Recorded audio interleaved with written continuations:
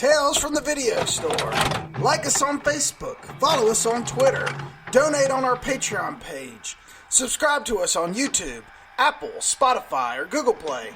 Join our Tales from the Video Store group on Facebook and share your latest viewings, notes, and images. Additional content can be found at videostoretales.com. Make sure you rate us or give us a recommendation. The more we have, the more content we can provide. Now, on with the show. Introducing Doug Wall, Garrick Lane, and Lee Bridges. This is Tales from the Video Store. I'm ready. Let's do it. Welcome to Tales from the Video Store, number 68 and the third. Crazy one-off because we're all stranded in COVID City. How we doing, folks? Doing fine. All right. Yeah. We got Lee here via satellite, Max Headroom over here on the fucking computer. and we're covering Adam Sandler's Cuss Fest, Uncut Gems. Who wants to get us started?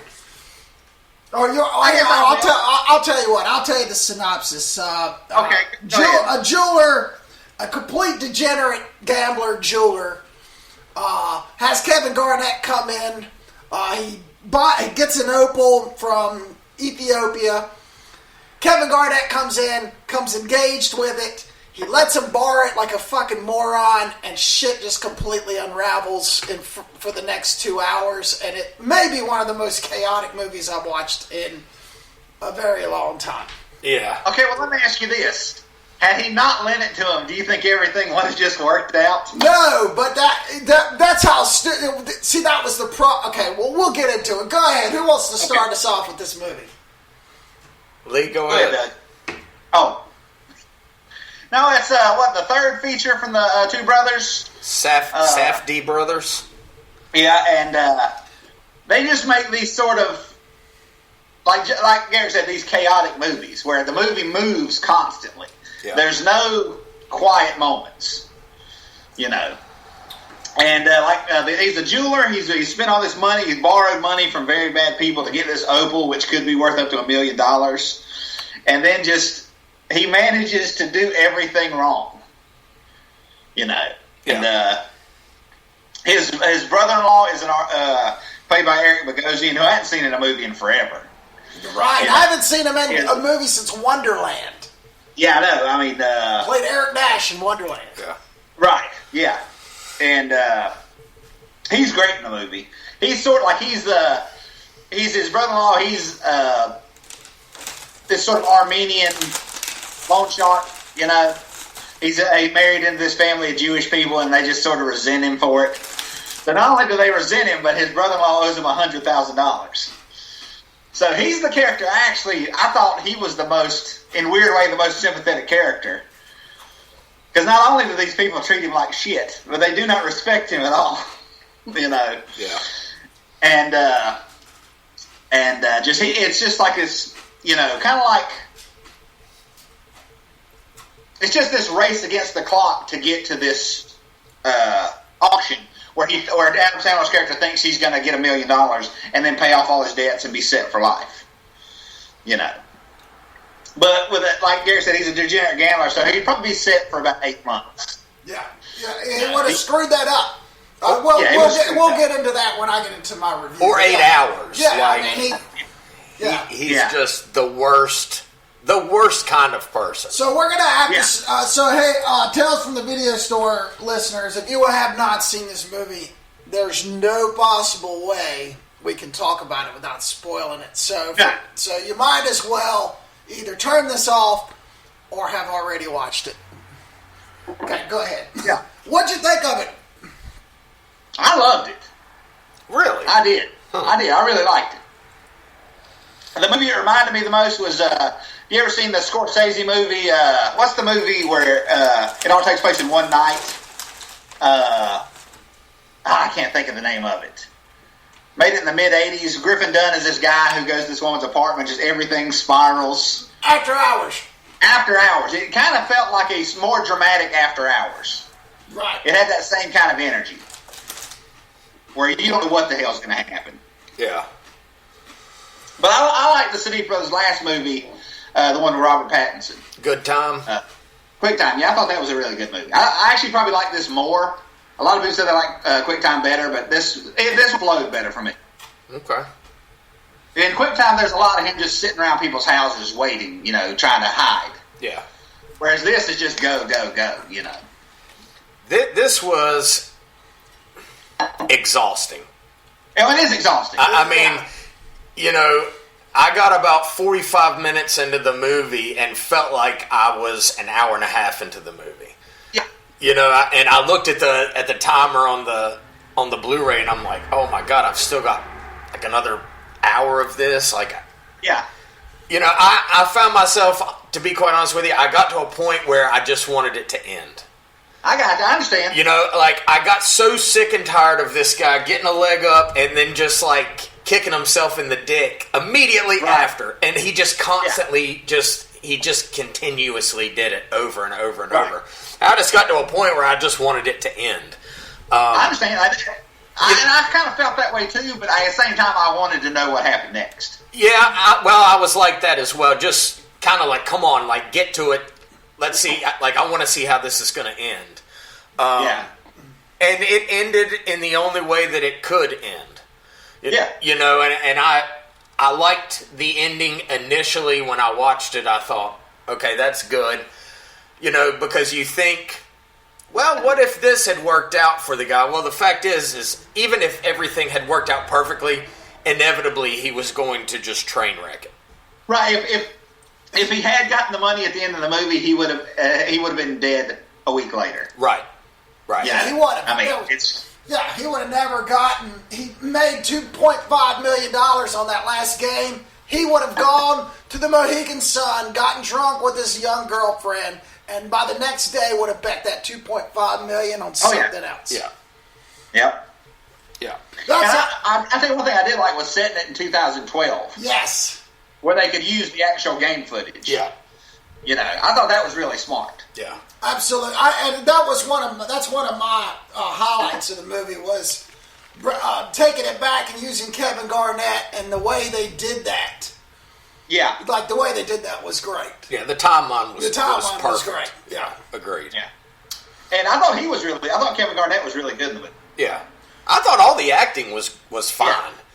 Now, I'm not going to say that Sandler got robbed for Best Actor or anything like that. I didn't find his... Hey, come on, back off, man. I just didn't find him to be like... It's like, oh my God, you've got to see this. Like, I know, yeah. It was okay, He was better. I understand that, like what they're saying, like compared to like Happy Gilmore performance. Sure. This is a completely different level. But I do see. Yeah, I don't want to say like he had to have the Oscar. It was an Oscar nomination performance. Maybe not an Oscar winning. Yeah, it was fine. Yeah. It wasn't a negative on the movie. I think it was a completely different performance than he's.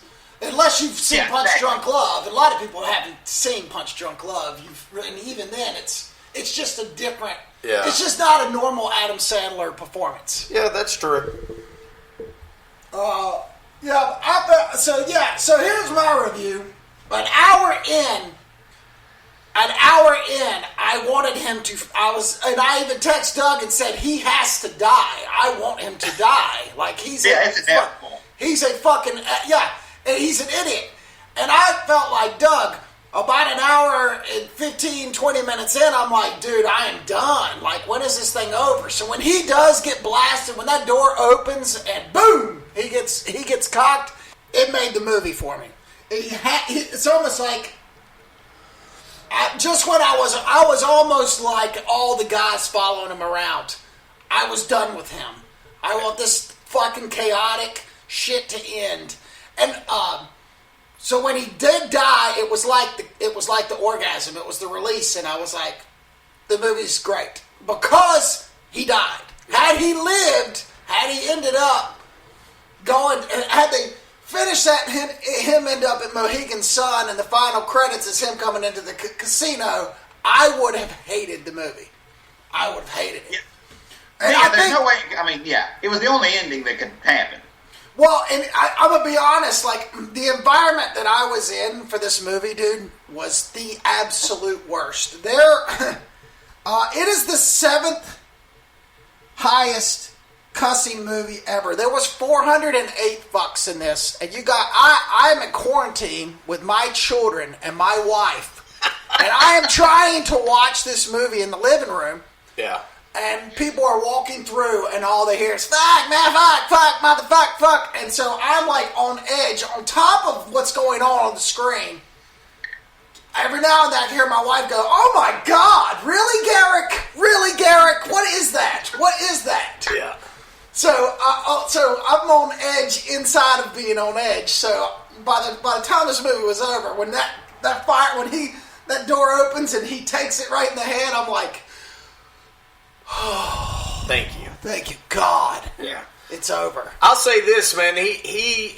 This character is now in my top 5 most hated characters of all time. Of all time, like he's up there with like Ellis and some of these others. He is fucking so hateable. That was one kind of odd thing, and they did, I guess, at times try and make him more sympathetic. But really, watching it, every time he would get into something or try and do something, I just hated him even more and more and more. It's what his wife says. You're the most annoying person I've ever met. Yeah, he was just, yes. he was killing me, and I wanted somebody to kill him. Yes, when his girlfriend had left with the weekend or whatever during that whole situation, which was hilarious. I love how they did that. Yeah. And he was like asking his wife now for another chance, and she's like, I fucking hate you. Yeah. I hate you. You are the most annoying person ever. And then swings a punch at him. That's how I felt. I was like, good for her. Yeah, I wanted to kill him. And he was awful. Like when he went up and took his kid to like everything about him, taking the kid to the apartment and not wanting to take him in there. Like, I hated everything about his character, and I couldn't wait for him to fucking die. I was praying the last 15 minutes. I was like, kill this motherfucker. I don't care what happens. And they pan over and show the people that he's got locked down, and I'm like, okay, that guy's going to do it. Yeah. Something's got to happen. There's no way he gets out of this. It's a slick-ass movie, though. It is a great movie. I mean, it looks great. I like that pace, I guess. But like I said earlier, man, it fucking wears you out. Like, movies like this wear me out. I'll never watch this movie again. No, I can't imagine. If I do watch it again, it'll be years from now. Like 10 plus. I can't imagine I'll watch it again. Yeah. Even though I did enjoy it, like Doug said, it's fucking exhausting. Yeah. But I think that's by design. I mean, I don't think that's that, that's what they want you to feel. Right. That's why I say it's a well-made movie, because that was their intention. And they, the guy who, the henchman, Eric Bogosian's henchman, who loses it at the end. That guy's not even an actor. He was like I'm not sure if he was a firefighter or a cop, but he got that lung disease that people got on 9/11, the first responders. Yeah. And then he got cancer and stuff. That's what the big white spot is on his neck. It's his freaking chemo port. Mm. And they just, like, the Safdie Brothers just met him, and they just asked him to be in the movie. And so, like, that's his first ever acting job. But he was really good at it. Yeah, I thought he was great. Yeah. He might have been my favorite character in the whole thing. Yeah. To be honest with you. It's weird to say, he's the only rational person in the movie. Yeah. Just give us the money, Yeah, God, and it's all the bickering back and forth, and then just the little things, like when they're at the family, and he's getting Eric's character's going into the bathroom, and he's like, "Yeah, you're not talking junk today without your fucking guys." Like, just how everything went down, and then you think that Kevin Garnett's dude is holding out like he's got. It was good, but it was exhausting. And it's funny. I have a text to Doug about halfway through the movie and said, he's the lead, and I want him to die. He has to die, and he did. That made the movie. We're all in complete agreement about that. Yeah. So suspension of disbelief. What does the hot girl with the great ass? What was her name in the movie? I can't remember. What does she do with all that money? Where does all that money go? Golly, $2.5 million. Yeah. Whew, man. It's not going to go to his family. I can promise you that. Yeah, his father-in-law is out $180,000. Now, Judd Hirsch's character, I felt legitimately bad for him. Oh yeah, absolutely, because he really liked. I just felt so bad for him. He hated Eric. He hated the one son-in-law, and liked the one that was really the piece of shit. Yeah. Well, because his character wasn't Jewish. Yeah, right. That's crazy. Yeah, so he was. Yeah. Yeah, it was good though. It was good. It was chaotic, and like you said, I don't think I'll ever watch it again. I don't think I could ever watch it again. But for one time. It was good. Yeah. Yeah. So it's a rent. Watch it one time. Don't buy it. Just rent it. Yeah. And don't have any kids around, for God's sakes. Yeah. Yeah, have it with a family movie night. Yeah, it is definitely not a family movie night. God, it had 646 cuss words. It's the 7th highest cussing movie, right under Wolf of Wall Street. Wolf of Wall Street had 715 cuss words. Yep. Yeah, Wolf of Wall Street had 569 fucks. But that's okay. Yeah. Oh, I'm sorry. No, third place. First place was, and second place are documentaries on cussing, so they don't count. That doesn't count. They don't count. So the highest cussing movie of all time is Wolf of Wall Street with 715 cuss words. As far as Wall Street, I don't even notice it. I know, right? So in the movie, So here's third place to 8th place. I put this down because it really did. Like when I'm going, oh dude, God, oh my gosh, is that how many F words did he just use? Do you think that was written, or do you think it's improv? I think it's probably about 60-40. Probably about 60 written, 40 just go with it. Right. Well, okay, so here we go. Third place, underneath the 2 documentaries on swearing, is The Wolf of Wall Street with 569 fucks. Number 4 is Summer of Sam, Spike Lee's shitty 1999 movie. Had 435 fucks. Huh. That is not a good movie. No. But 5th is some movie from 1997 called Kneel by Mouth. Okay. Do you remember this one? I think that was the only movie Gary Oldman directed, if I'm not mistaken. Oh, yes! You're right! Like, leave it to Lee. Fucking Lee. So, 478 fucks. And then one of our favorites at 6th is Casino, 1995, right. 422 fucks. Then Uncut Gems with 408. And then Straight Outta Compton with 392. Okay. So there you go. Chaotic and full of cussing. Yeah. Watch it alone or watch it with adults. Don't watch it while kids are walking or playing hide and seek, running through the freaking house. And they're going, ooh, God. They would run through the hallway and stop and be like, what was that? Did he say, what is that? And I'm like, get out of here! Go!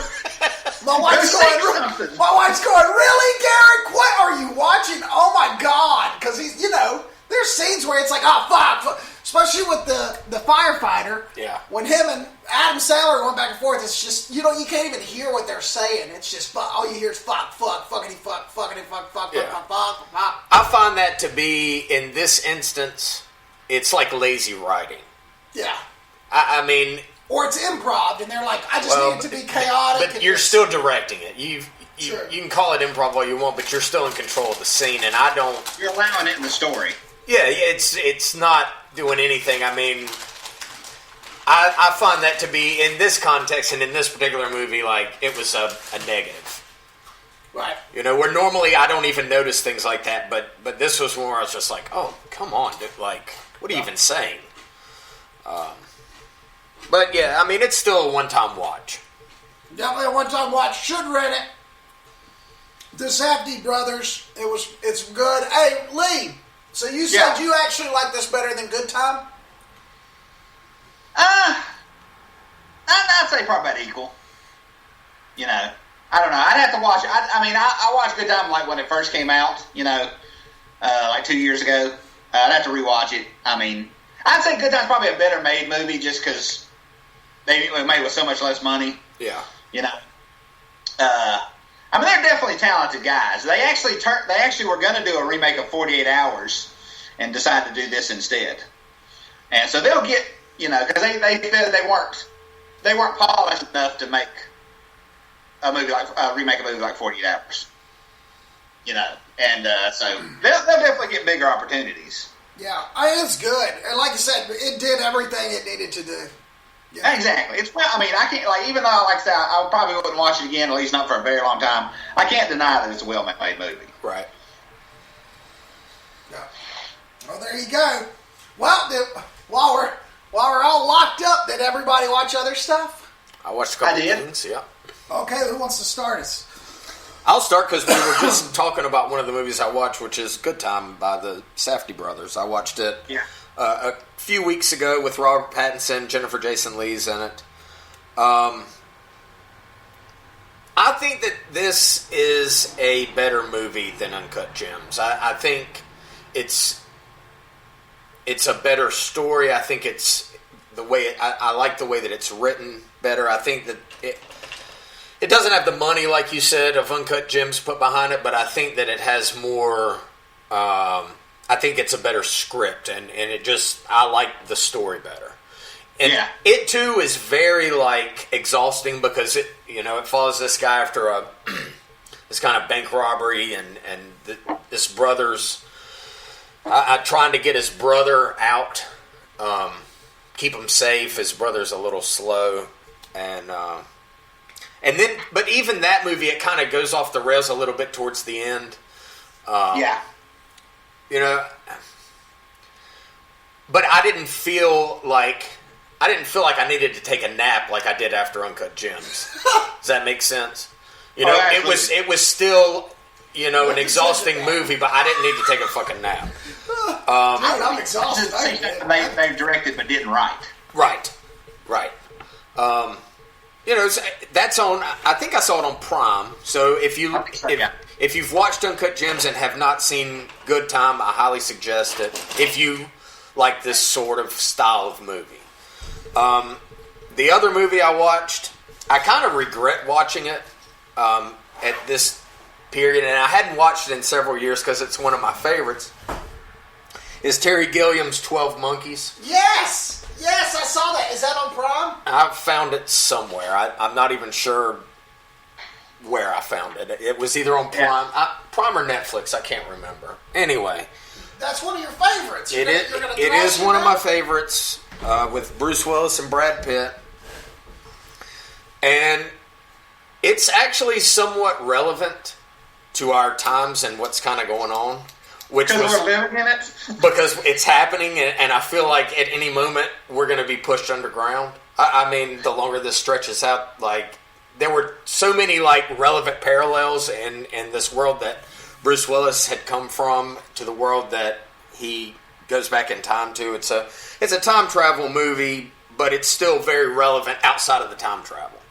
But while I watch this movie, and maybe because I'm getting so sick and tired of being around nothing but myself, you know, for days on end, I kept finding myself wondering, am I turning into Cole or am I turning into fucking Jeffrey? I couldn't decide because I felt like I'm a little bit of both at this point.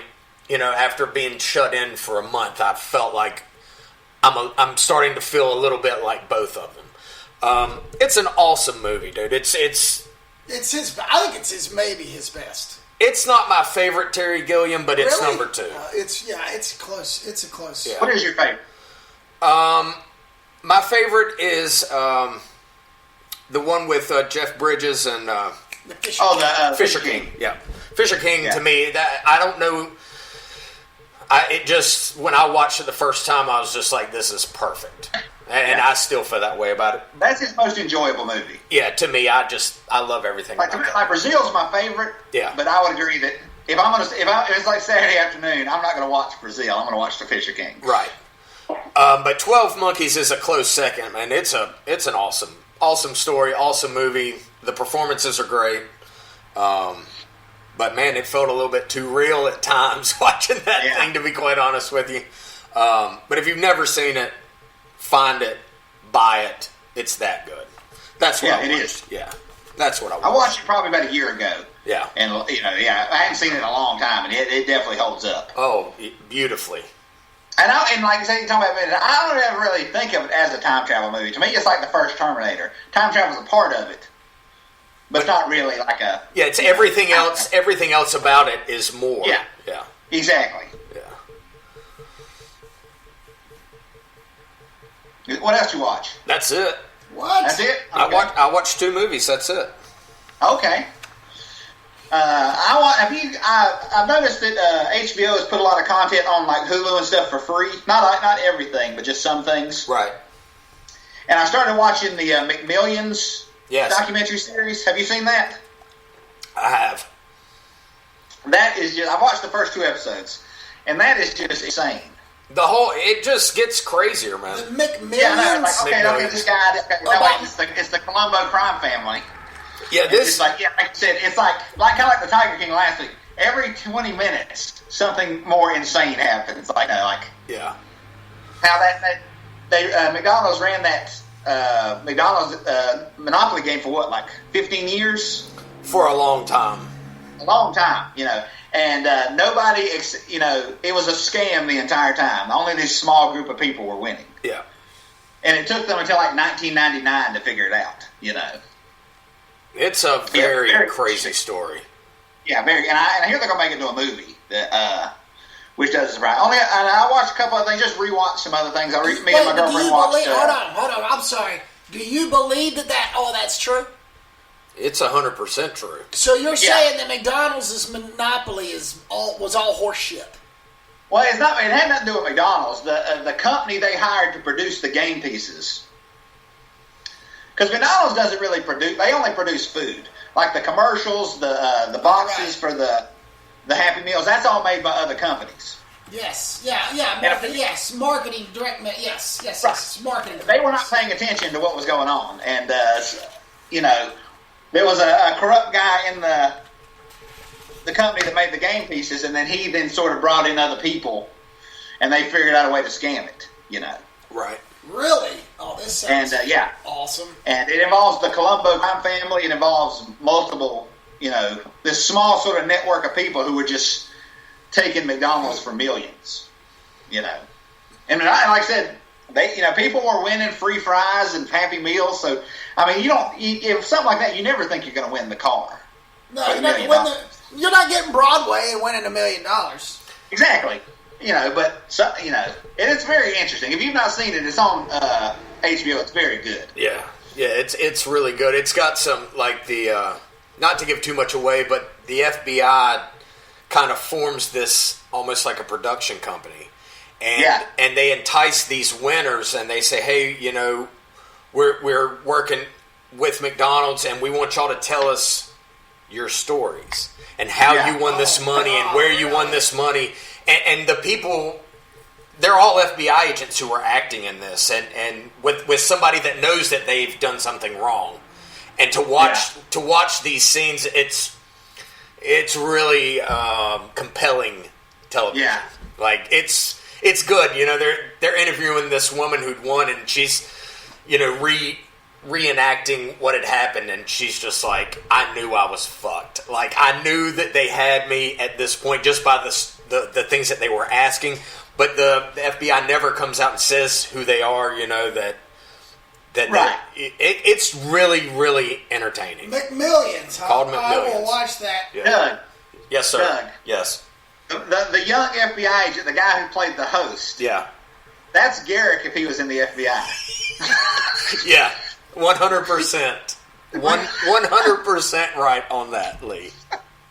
That guy's great, though. And, he is great. Yeah. Yeah.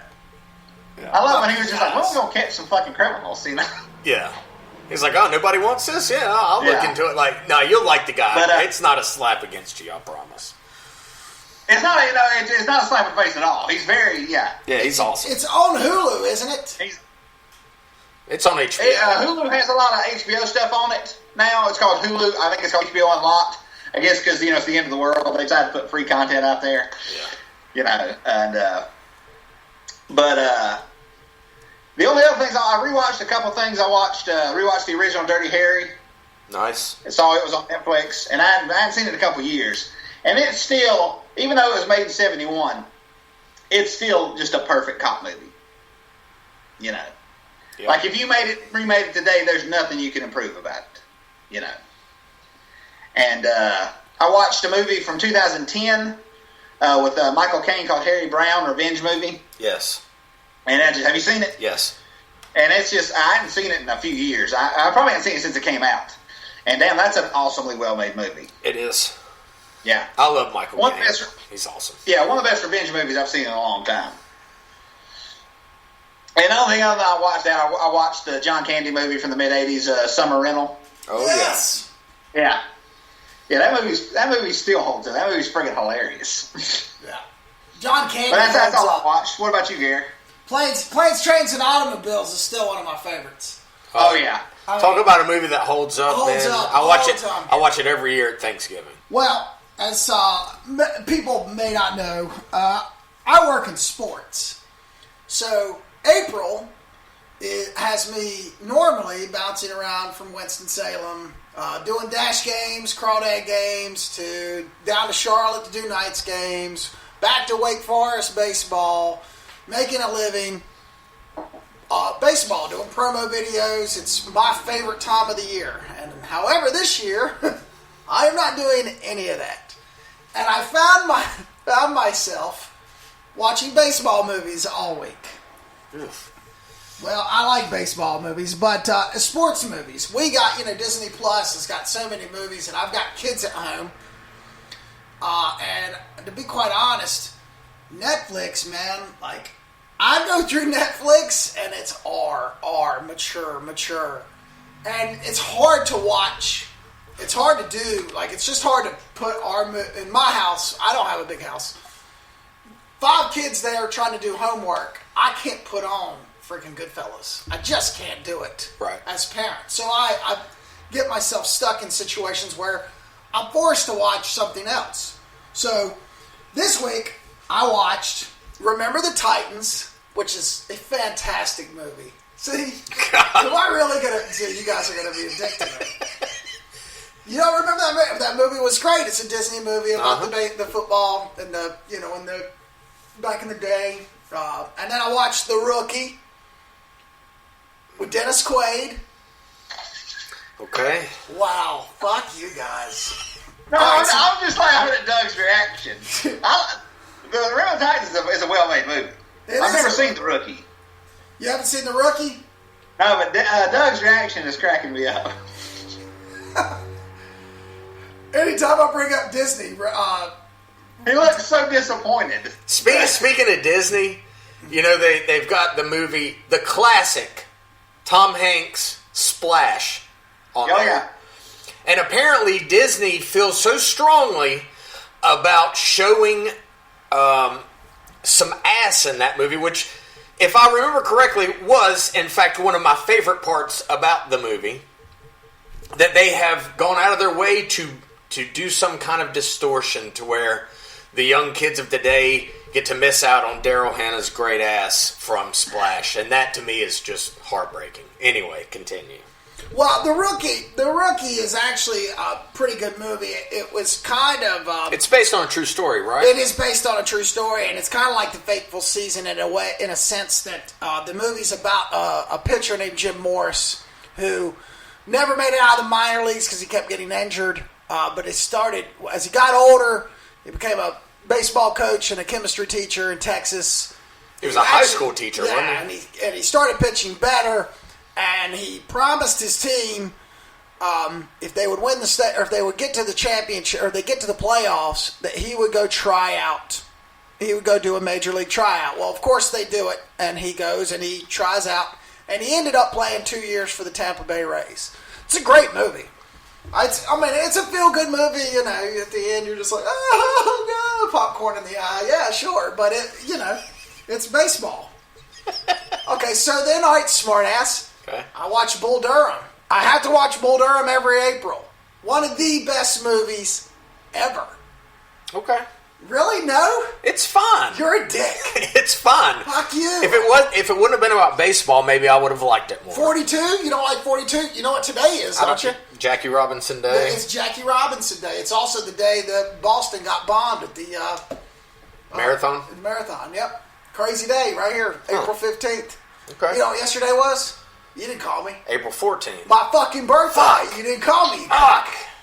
Sorry. Hey, Garrick, happy birthday. Yeah, fuck off. I missed it too. Happy birthday, you old bastard. I'm so sorry. Anyway, so... Honestly, I thought the senility would have kicked in by now and he just wouldn't remember. I'm 46. It's fucking horrible. Anyway, so yes, I found myself watching baseball movies because it's April, and this is when I get into baseball, and this is when I usually watch them. It's just unfortunate that there will be no baseball this year. There may be. Yeah. They're trying to work it out.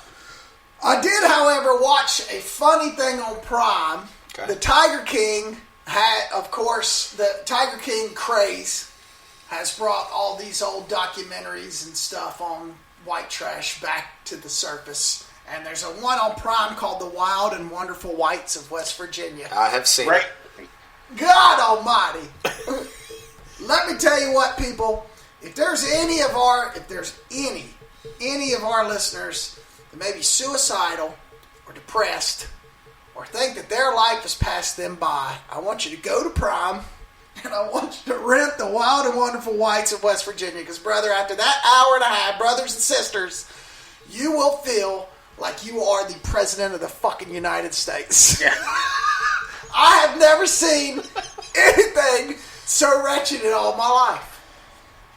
I used to work. I used to work with this guy, and he loved that movie. And I'd be talking to somebody about something semi-serious at work, and he would just walk by and and hold up his middle finger and just go, "Hey, Dennis is this," and dude, it would break me up every time. It's crazy. Yes. Oh my God. That is just. I think the funniest line in the whole movie is that young kid when he says something about what county they in. God, what county were they in? Shoot, I just lost it. I can't remember. I know what you're talking about though. It's an easy one too. We'll just use Conover County where we at. But he goes, hey, the Catawba County mating, you ever heard the Catawba County mating call? And he shakes that bottle of opiates. He says, here, girl, come on, get them. Yeah. Oh, my God. It's amazing that there's people like that in the world. I know that there is, but it's crazy. Anyway, so I've watched a lot. But it's been all sports, but that's about it. Good list. There you go. You didn't do did you do a pick a flick, Lee? I did. Did you? Good. It's a movie actually. I'll tell you what, well, real fast before you get into it, we're going to start doing something new. We're going to start doing a manager's choice or a pick a flick, but we're going to take turns doing it so you're not stuck with all the burden of finding something. Okay. Yeah? Okay. What do you Sounds My great. next week's pick a flick is fuck you. Go fuck yourself. Let's go fuck yourself. It's The Rookie. Go everybody check out The Rookie so that Doug can laugh at you. Go ahead. It's a movie I think I've actually mentioned on the show before. It's from 2003, a movie called Onin Mahoney with Philip Seymour Hoffman. And it's based on a true story. And this guy, he was a bank manager in Toronto. And he was just a compulsive gambler. And he had this thing where he worked for a very huge bank that had a lot of millionaires as clients. And since he was the manager, he could extend their loans. And so he started extending their loans without their knowledge. But they were so rich, they would just pay for it. They didn't even notice. And he would take that extra money and go gamble it in Atlantic City. Lee, this is based on a true story as well, correct? Yes. I thought so. Okay. This guy was such a degenerate gambler. In Atlantic City, they have a Dan Mahoney Day every year. He spent, and the only thing that got him caught was his sports betting. Because he was so good at it but he was just such a gambler, he would bet on both teams. Like if the Buccaneers were playing the Cowboys, he would bet on both just to feel that rush of gambling. Yeah. Like to him, it wasn't even about winning; it was about just the betting. Minnie Driver plays his fiance. John Hurt plays the casino manager. It's a really good movie. It's called Owen Mahoney. Owen Mahoney. The pick flick for this week. Owen Mahoney. Okay. Yeah, Philip Seymour Hoffman he's great in everything, but he's amazing in this movie. He really is great in everything. You know one of his, I still think it was the crappiest Mission Impossible movie, but he still was he was still the best villain. No, dude, 2 is way worse than 3. You think so? 2 is unwatchable. Yeah. It doesn't make any sense at all. Yeah. The third one actually got it back on track. I don't even remember anything about the third one besides Philip Seymour Hoffman. To give you an idea of the quality of Mission Impossible 2, the Mission Impossible theme, they have it composed by someone different every movie. And in the second movie, it's composed by Limp Bizkit. And that just gives you an idea of the terrible early 2000s-ness of that movie. Yeah. Anyway. Well, that's good. Owen Mahoney. Yeah, Philip Seymour Hoffman. We have missed him. I have missed him the last few years. Yeah. I mean, everything he was in, he was just wonderful. Yeah. He was clean for so long, man. That's just sad. That's how much it sucks. He was clean for, what'd he say? He was clean for 8 years, completely clean. And then just fell off the wagon one day, just decided to fall off the wagon, and then the next thing you know, he's dead. Yeah. That's how it happens to a lot of addicts. They'll quit for a long time and then, get back into it. And addict. Well, and they think a 10 or I don't know how you measure this shit out or whatever it was that they used to take. It's like, well, I'm going to get that same amount. And because they haven't been on it so long, their body doesn't have that tolerance, and that's what creates these overdoses in a lot of cases. And I think that's probably what happened to Hoffman. Yeah. Well, I'm gonna do a movie showdown this week. Okay. We had a lot of fun. We had a lot of fun with the Martin Scorsese movies. Okay. We did. Brackets. And me being out of sports and March Madness being canceled, we'll continue to do some brackets. What do you have in mind? I've got the best baseball movies brackets. We'll post it up on the Facebook page. This is my thing. It's fine. Okay, you're right. You're not even on Facebook when I didn't say a fucking word. I'm just sitting here with my arms crossed, looking off into space. That fucking look on your I'm just saying my vote is Major League. That's all I'm saying. Oh, okay. So I was gonna say, I won't spend a bunch of time. There's going to be. I'll tell you what I did do. Where the Martin Scorsese bracket, I only did one, and then by popular demand did a second one.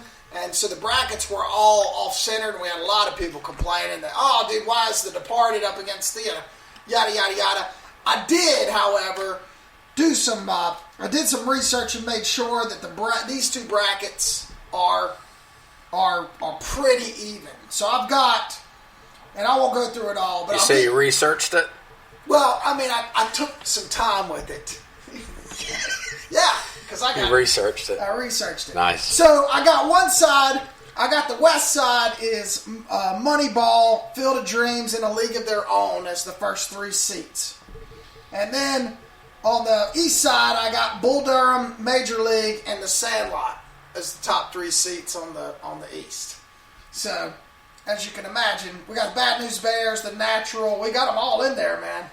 It should be pretty fun. Unless everybody is like Doug. Everybody on Tales Video Store Facebook page fucking hate baseball movies like Doug does. I'm with Lee. I like Major League. Major League 2. Major League as a comedy holds up perfectly. Yeah, it's still fun. Bad News Bears is great as a comedy. Yeah. I went to Bad News Bears a couple months ago. The amount of kids drinking beer would definitely not fly today.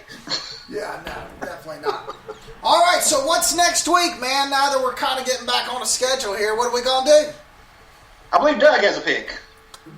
Our pick for next week is a 2015 movie. It's a Canadian-New Zealand hybrid. Yeah. 80s throwback love fest movie that is on Amazon Prime called Turbo Kid. Turbo Kid. Turbo Kid. I've never heard of the film. And that's all I'm going to say about it, because... Is it better than Bull Durham? Abso-fucking-lutely. Ron Sheldon wishes he made Turbo Kid. No, I'm just kidding. I actually love Bull Durham. Yeah, I mean... White Man Can't Jump? You like basketball movies? It's all right. How about Tin Cup? I know you like golf. Yeah, I like golf movies. I like Tin Cup. And Happy Gilmore? And Happy Gilmore. You like Happy Gilmore? Of course I fucking do. What do you Doesn't mean? like Bull Durham. Jesus, what is this? Fucking fire this guy. Where's his contract? I want him out of here. Could send him on his way. I don't like baseball. Bring back Mark Rose. Mark Rose would have blue chips for that shit. I guarantee you he likes baseball I'm movies. sure he loves Bull Durham. I'm sure he'd say it was a fantastic masterpiece. Masterpiece, you know. God almighty. All right, well, that's it. It's a short, sweet show this week. We appreciate you tuning in, and next week we'll have Turbo Kid, and I'm sure a list of other movies that you either would watch or not watch. Take care and wash your hands. Wash your hands.